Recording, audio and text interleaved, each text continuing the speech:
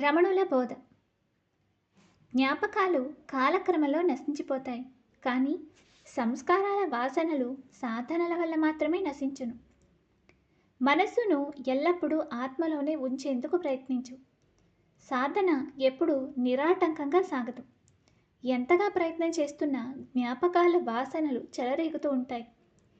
ఒక్కో రోజు ఎంతో ప్రశాంతంగా ఉంటుంది, ఒక్కో రోజు ఎంత ప్రయత్నించినా నిలకడ కుదరదు. ఇది చాలా సహజమైన విషయం. సాధన ఇలాగే ఉంటుంది. మనం ఈరోజు మహాత్ములను ఎవరు గౌరవిస్తున్నామో వారంతా కూడా సాధన మొదట్లో నీలాగా నాలాగా ఇలా ఇబ్బంది పడినవారే. కనుక విసుగు లేకుండా, నిరుత్సాహపడకుండా, పట్టు వీడకుండా సాధన చేయటమే నీ కర్తవ్యం. మాయ అంటే ఏదో కాదు, మనసే మాయ. ఈ మాయ విడిపోతే స్వరూపం అనుభవానికి వస్తుంది. మాయ అంటే భ్రాంతి అనే అర్థం కాదు, శాశ్వతం కానిది, అవధులు లేని దానికి అవధులు కల్పించేది అని అర్థం. ఇంద్రియ గోచరమైనదంతా అని అనవచ్చు. అంతా మనకల్పితమే. ఇంద్రియాలు, మనస్సు ఉపకరణము మాత్రమే. కనుక అవాస్తవమే, అనిత్యమే. మనం ధర్మం గురించి, మోక్షం గురించి మాట్లాడుకుంటున్నాం. నీ గురించి అనగా అసలైన నీవు గురించి నీవు తెలుసుకునే ప్రయత్నం చేయటమే నీ ధర్మం. నీ గురించి తెలుసుకున్న తర్వాత కలిగే అనుభవమే అనగా ఆత్మ అనుభవమే మోక్షం. నిన్ను నీవు తెలుసుకోవటమే జీవితాశయం.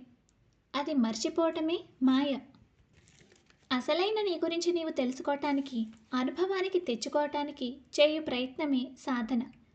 ఈ సాధనా క్రమంలో మహర్షి మనకు కొన్ని సూచనలు చేశారు. సాధారణంగా మనం చేసే పొరపాట్ల గురించి, మనకుండే అభిప్రాయాల గురించి మహర్షి తనదైన శైలిలో సరిదిద్దుతారు. వారి అభిప్రాయాలను క్రమంగా పరిశీలిద్దాం. నిజానికి పరమార్థ సాధకుడు ఆత్మానుభవం ఇప్పటికిప్పుడే ఇహ జీవితంలోనే పొందటం ముఖ్యం. భగవంతుడు సృష్టి, ప్రళయం మొదలైన వాటి గురించి మాట్లాడి కాలం వృధాపరచటం వ్యర్థం. భగవంతుని గురించి, సృష్టి గురించి అనేక మతాలు అనేక రకాలుగా చెప్పి ఉన్నాయి. వాటిలో ఏకత్వం లేదు. అవన్నీ ఆ చెప్పిన వారి మానసిక కల్పనలే. నీవెవరో తెలుసుకుంటే అనగా మనస్సు నశించిపోయి ఆత్మానుభవమైతే ఈ మిథ్యా కల్పనలన్నీ నశించిపోతాయి. సత్యాన్ని గుర్తించటానికి పూర్వాభిప్రాయాలన్నీ పోవాలి. దీనికి నేనెవడను అను ఆత్మవిచార అభ్యాసం నిరంతరం చేయటమే మార్గం. మానవుడు తన సౌఖ్యం సంపదల వలన కలుగుచున్నదని, అది పెరిగితే తన సౌఖ్యం పెరుగునని భ్రమించును. కానీ గాఢ నిద్రలో తన స్వీయ దేహంతో పాటు సిరి సంపదలు, ఆస్తిపాస్తులు, బంధుత్వాలు ఏమీ ఉండవు. కానీ గాఢ నిద్రలో సంపూర్ణ సుఖమును అనుభవిస్తున్నాడు. అనగా నీవు సుఖం అనున్నది బాహ్యంలో లేదు, తనలోనే నిగూఢంగా ఉన్నది. అహం ఎక్కడి నుంచి పుట్టుకొస్తున్నది అని విచారణ చేస్తే మన నుదుటి రాత చెరిగిపోతుంది. అంటే ఆత్మవిచారణ ద్వారా అహం నశించిపోతుంది. విధి రాత ఎవరికి? అహానికే కదా. అహం నశించిపోతే విధి వ్రాత ఇంకెవరికి? అద్వైతం, ద్వైతం నిరాకారమా, సాకారమా, మాయ, మిథ్య, జడమా, చేతనమా అంటూ వాదముల జోలికి వెళ్ళవద్దు. వాటికి అంతూ పొంతూ ఉండదు. మనస్సును అంతర్ముఖం చేసుకుని ఈ గొడవంతా లేకుండా చేసుకో. ఆత్మజ్ఞానం కలిగితే ఇటువంటి మేధాపరమైన జ్ఞానం నిష్ప్రయోజనమే. సాధకుడికి ఇటువంటి వివాదాలు ఒక మోత మాత్రమే, శిరోభారమే. నీవు ఆధ్యాత్మిక వివాదాలలోనికి చిక్కుకోవద్దు. లక్ష్యం ఒక్కటే, ఆత్మానుభవమే. దానివైపే దృష్టిని మరల్చుము. వేదాలు, శాస్త్రాలు, మత గ్రంథాలు ఇవన్నీ కూడా సర్వోన్నత శక్తి లేక ఆత్మ ఒక్కటి ఉన్నది అని చెప్పేందుకు, దానికి దారి చూపేందుకు మాత్రమే ఉపకరిస్తాయి. వాటి యొక్క సారం మనం ఆత్మస్వరూపులమే అని చెప్పటమే వాటి ముఖ్య ఉద్దేశం. ప్రయోజనం అదే. అలా కాకుంటే అవి నిష్ప్రయోజనమే. మత గ్రంథాలు ఏ గందరగోళం ఉండనక్కర్లేని చోట గందరగోళాన్ని సృష్టిస్తాయి. ఉదాహరణకు అవి పంచభూతాలు, పంచకర్మేంద్రియాలు, పంచ జ్ఞానేంద్రియాలు, పంచతన్మాత్రలు, వాటి అధిష్టాన దేవతలు, పంచ ప్రాణాలు, పంచ ఉపప్రాణాలు, పంచకోశాలు, పంచీకరణం, చిదాభాసుడు, కూటస్థుడు, సూక్ష్మ శరీరం, కారణ శరీరం, చిజ్జడ గ్రంథి, విశ్వుడు, తైజసుడు, ప్రాజ్ఞుడు, ఇలా కొండవీటి చాంతాళ్లాగా వివరించుకుంటూ పోతూ ఇవన్నీ పరమార్థ సాధకుడు బట్టి పెట్టవలయును. ఇదే జ్ఞానమని ఇలా అర్థం వచ్చేటట్లు ఉపన్యసిస్తాయి.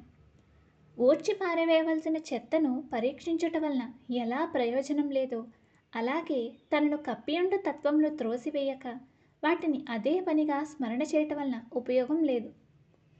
ప్రారబ్ధం, సంచితం, ఆగామి అంటూ ఇంకను ఏమేమో వివరిస్తాయి. చాలా శాస్త్రాలు ఎక్కువ భాగం అర్థం కాని పారిభాషిక పదములతో నిండి ఉంటాయి. ఆత్మానుభవానికి నిజానికి ఇవన్నీ అవసరమా? ప్రతి వ్యక్తి, ప్రతి ఆధ్యాత్మిక గ్రంథము ముక్తిని గురించి ఎంతో వివరణలు ఇస్తారు. కానీ మౌలికమైన ప్రశ్న గురించి మాత్రం ఎవరూ మాట్లాడరు. ఏమిటా మౌలికమైన ప్రశ్న? ముక్తి ఎవరికి అని. ప్రతివాడు తనకు ముక్తి కావాలంటాడు. ముక్తి ఎవరికి అంటే నాకే అని అంటాడు. స్థూల శరీరానికా, ఆత్మకా, మనస్సుకా? తానెవరో తనకు తెలియదు. నీకు ముక్తి కావాలంటే నీవు ఎవరవో నీవు తెలుసుకోవద్దా? స్థూల శరీరమే నీవు అని నీవు భావించేటట్లయితే అది ఎలాగూ చనిపోతుంది కాబట్టి ముక్తి సహజంగా వచ్చేసినట్లే. దాని కొరకు ఏ ప్రయత్నం అక్కర్లేదు. మరి నీవు మనస్సువైతే మనస్సు అంటే ఏమిటి? మనస్సు అంటే సంకల్పాల సమూహమే. సంకల్పాల నుంచి విముక్తి పొందవలనంటే ప్రతి సంకల్పాలని తీసివేస్తూ పోవాలి. ఇలా సంకల్పాలను తీసివేస్తూ పోవాలంటే ఎన్ని యుగాలకైనా సాధ్యమా? మరి నీవు ఆత్మవైతే ఆత్మ నిత్యముక్తమే కదా.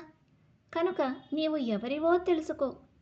కాదు, నేను జీవుడను అనే నీవంటే నేను జీవుడను అన్న అనుభవం ఉందా? ఆ జీవుడెవరో తెలుసుకో. అహంభావం లేక వ్యక్తిత్వ భావం ఇదే జీవితంలోని అప్రయోజకము, అవాంఛనీయము అయినా దానికంతటికీ మూలం. కాబట్టి దీన్ని ఏ విధంగానైనా నాశనం చేయాలి. అప్పుడు మాత్రమే ఆత్మ ఎల్లవేళలా ఏకమై ప్రకాశిస్తుంది.